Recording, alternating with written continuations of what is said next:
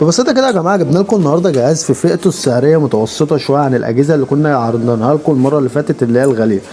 بس قبل ما نشرح الفيديو عايزك تصلي على سيدنا النبي محمد عليه افضل الصلاه والسلام.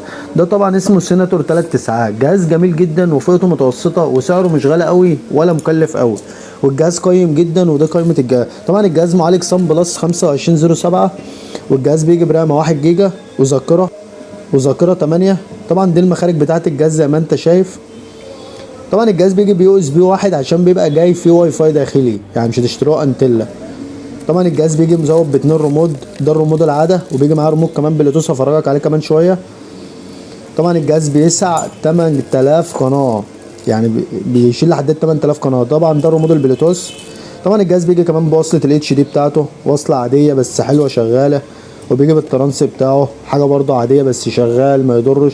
بس هو الجهاز سعره حلو وكمان في متناول الايد الجميع.